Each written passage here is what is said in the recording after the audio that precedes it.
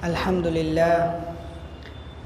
لله نحمده ونستعينه ونستغفره ونؤمن به ونتوكل عليه ونعوذ بالله من شرور أنفسنا ومن سيئات أعمالنا من يهده الله فلا مضل له ومن يضلله فلا هادي له ونشهد أن لا إله إلا الله وحده لا شريك له ونشهد أن سيدنا ومولانا محمدا عبده ورسوله أما بعد فأعوذ بالله من الشيطان الرجيم بسم الله الرحمن الرحيم ويل للمطففين الذين إذا اكتالوا على الناس يستوفون إلى آخر الآية صدق الله مولانا العظيم.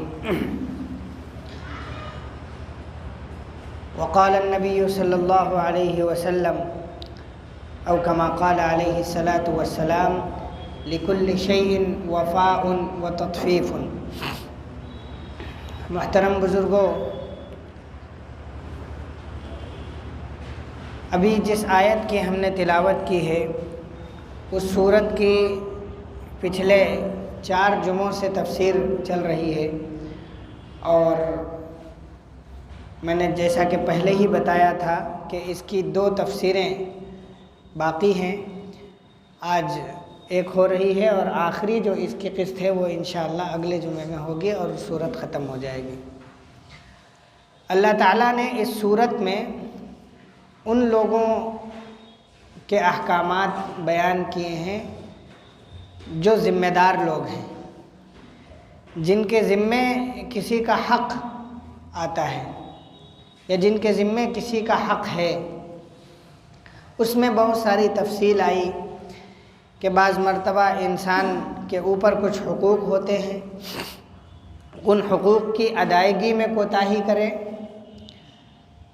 یا بعض مرتبہ انسان ان حقوق کو اپنے اوپر لے لیتا ہے. جیسے کوئی آدمی کسی جگہ نوکری کر رہا ہے تو اس جگہ وہ اپنے وقت کو فروخت کر کے بیچ کر کچھ گھنٹوں کے لیے ایک حق کو اپنے ذمے کر لیتا ہے. تو اللہ تعالیٰ ان دونوں صورتوں میں ان لوگوں سے مخاطب ہیں جو ذمہ داری کو اٹھاتے ہیں، اور یہ فرما رہے ہیں کہ اگر وہ اللہ سے ڈرتے ہیں اور اس بات پر یقین رکھتے ہیں کہ ان کو آخرت کے دن اللہ کے سامنے کھڑا ہونا ہے، اور آخرت کے دن کے اوپر ان کا ایمان اور یقین ہے، اور اللہ نے سامنے یہ بھی کہہ دیا کہ جو لوگ آخرت کے دن پر ایمان اور یقین نہیں رکھتے ہیں وہ ناپ تول میں کمی کرتے ہیں، ناپ تول میں دوسروں کے حقوق کو ادا کرنے میں کوتاہی کرتے ہیں. یہ تفصیل بڑے مفصل انداز میں پچھلے 4 جمعوں میں رکھی گئی ہے آپ حضرات کے سامنے. اس میں کچھ باریک ایسی باتیں ہیں جن کو رکھنا ضروری ہے. اللہ تعالیٰ نے جس طریقے سے آیات کا استعمال کیا ہے، الفاظ کا استعمال کیا ہے، اس میں ایک عجیب معجزہ ہے. جو قرآن کے بارے میں کہا جاتا ہے کہ قرآن ایک معجزہ ہے، تو یہ معجزہ کیسے ہے؟ یعنی ہم بھی ایک بات کرتے ہیں، ہم نے بھی کسی سے کوئی بات کہی اور سامنے والا اس بات کو سمجھ جائے، بس وہیں تک محدود ہے.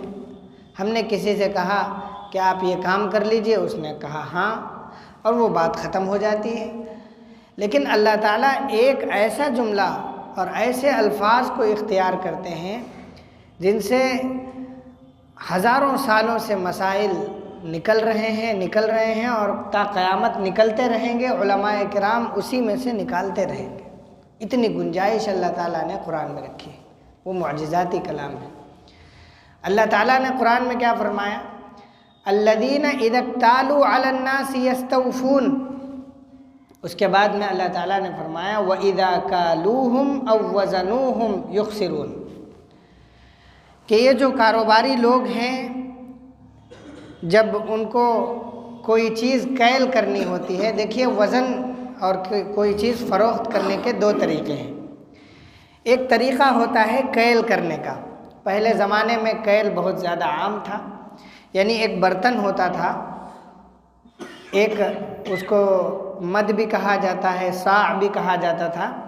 تو ایک برتن ہوتا تھا، اس کو اپنی زبان میں ہم لوگ کہہ لیں، جب بچپن میں چھوٹے تھے تو ایک اس کو ڈبو کہتے تھے، چھوٹا سا 1 کلو کی مقدار جو ہے وہ ہوتی تھی.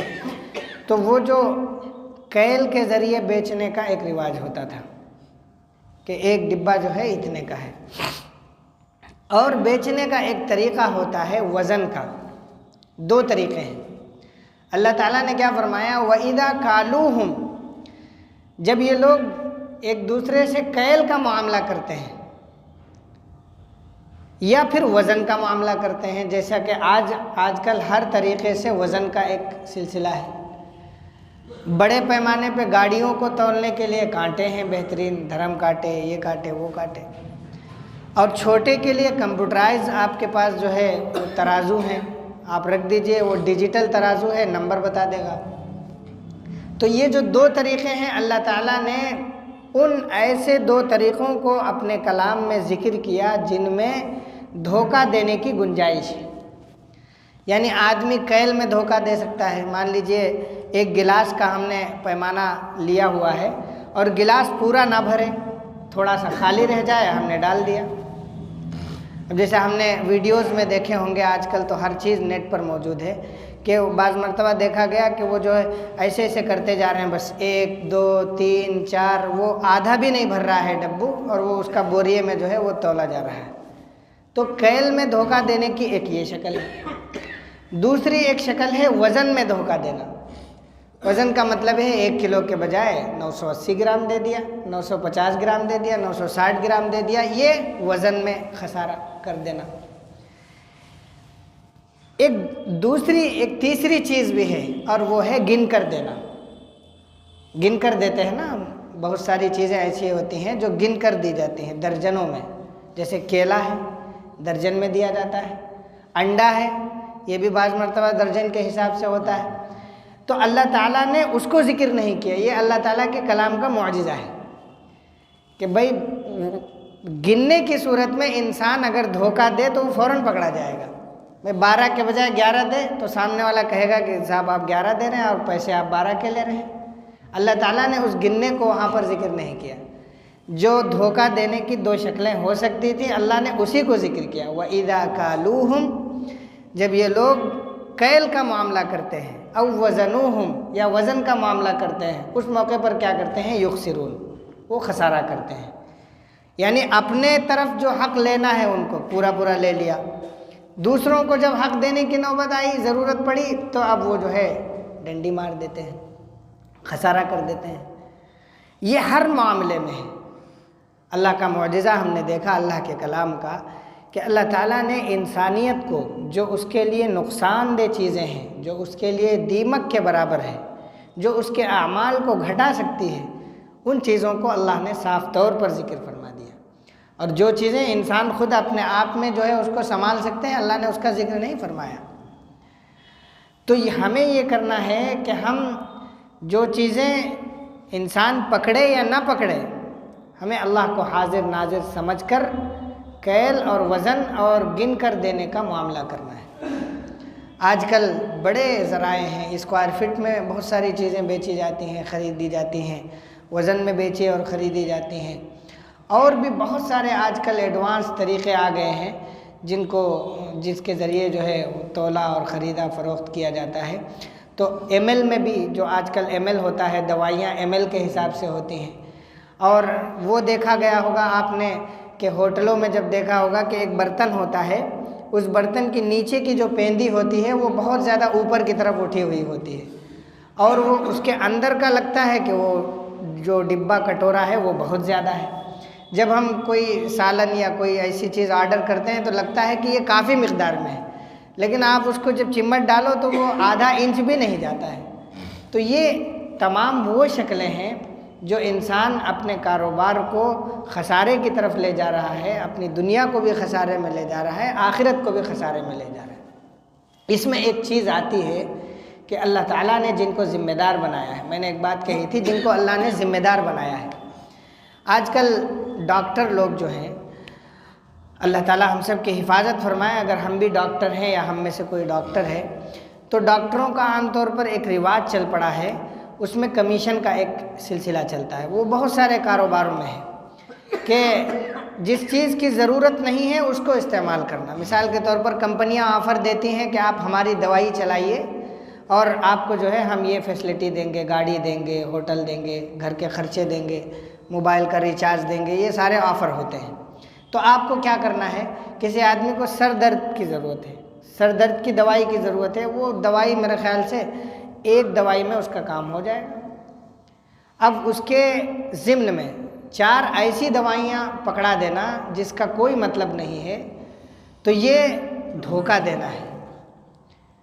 یہ حق کو پہنچانے میں اور اپنے حق کو صحیح طریقے سے ادائیگی کرنے میں کوتاہی دینا ہے. ایسا دیکھا گیا ہے کہ بعض مرتبہ آپریشنوں کی ضرورت نہیں ہوتی ہے، خاص طور پر جو ولادت کے جو مسائل ہیں اس میں عورتوں کو آپریشن کی کوئی ضرورت نہیں ہوتی ہے، لیکن صرف اس وجہ سے کہ ہمیں وہاں سے کمیشن ملے گا، 4-5 ہزار جو ہے ہمیں ملے گا، تو اس کے لیے آپریشن لکھ دینا.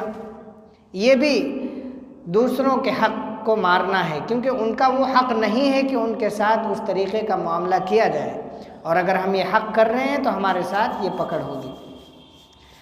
ایک طریقہ ہوتا ہے کمیشن کا عام کاروباروں میں. مثال کے طور پر ہارڈ ویئر یا پینٹ کا کوئی کام کر رہا ہے تو عام طور پر ایک سلسلہ چلتا ہے کمیشن بازی کا کہ آپ ہمارے یہاں سے مال اٹھائیے، ہم آپ کو اتنا دے دیں گے. تو یہ سب وہ چیزیں ہیں، یہ چلتا ہے.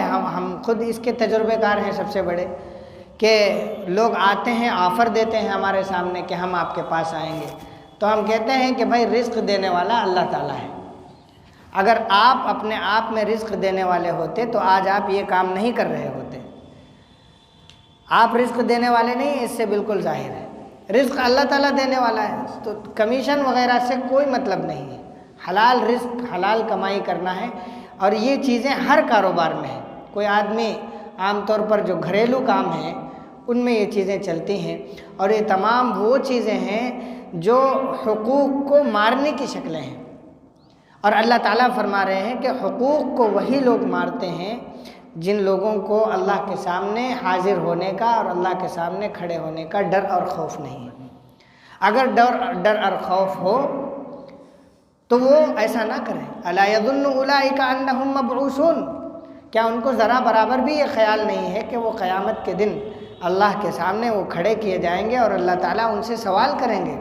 اور اس میں حق کی ادائیگی ایسی چیز ہے کہ اس موقع پر اللہ تعالیٰ بھی فیصلہ نہیں کریں گے.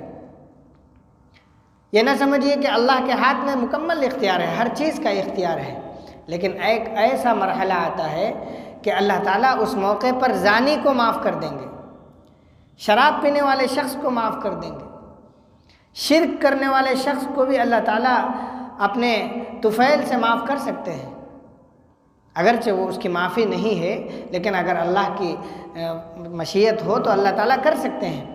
لیکن اللہ تعالیٰ اگر کسی نے دوسرے کا حق دبا رکھا ہے تو اللہ تعالیٰ اس کو معاف نہیں کریں گے. اللہ تعالیٰ اس وقت تک مغفرت نہیں کریں گے جب تک کہ وہ اس کا حق ادا نہ کر دے، یا یہ کہ حق والا اس حق کو معاف نہ کر دے. یہ 2 ہی آپشن ہے، یا تو حق ادا کر دیجئے یا وہ کہہ دے کہ ہم کو ضرورت نہیں ہے. اسی لیے جو لوگ جب انتقال ہوتا ہے تو جنازے کے موقع پر کھڑے ہو کر یہ اعلان کیا جاتا ہے کہ بھائی ان کا اگر کسی کے اوپر حق ہے، یہ قرض دار ہیں یا انہوں نے کسی کا لے رکھا ہے، تو اللہ کے واسطے معاف کر دیجئے تاکہ ان کی آخرت جو ہے کامیاب ہو جائے، ان کا سوال و جواب جو حساب و کتاب ہے معلق نہ ہو، یہ آسانی سے اپنے امتحان میں کامیاب ہو جائیں. تو ہمیں چاہیے کہ مرتے وقت ہمارے لیے لوگ آوازیں دیں. ہمیں یہ کوشش کرنی چاہیے کہ ہم اس دنیا میں رہتے ہوئے جہاں تک اللہ تعالیٰ نے ہم کو اختیار دیا ہے، ہم کسی نہ کسی اعتبار سے کماتے کھاتے ہیں، اور کسی نہ کسی اعتبار سے ہم روزی کے ذرائع لیتے ہیں. تو روزی کے ذرائع حاصل کرنے کے لیے معاملات تو ہوتے ہی ہیں. ان معاملات میں ہمیں حق کی ادائیگی کی مکمل کوشش کرنی ہے. اگر ہم کسی جگہ ملازم ہیں تو جتنی ہم تنخواہ لے رہے ہیں، جتنی ہمارے اوپر پابندیاں ہیں، اس وقت تک ہم مکمل اپنی ڈیوٹی ادا کریں. اور اگر ہم کسی جگہ پر کاروباری ہیں تو اس موقع پر ہم مکمل وہ حق دیں جو دینا چاہیے. اللہ تعالیٰ کہنے سننے سے زیادہ عمل کرنے کی توفیق عطا فرمائے۔ وآخر دعوانا ان الحمدللہ رب العالمین۔ سبحان اللہ وبحمدہ، سبحانک اللہم وبحمدک، ونشہد ان لا الہ الا انت ونستغفرک ونتوب الیک۔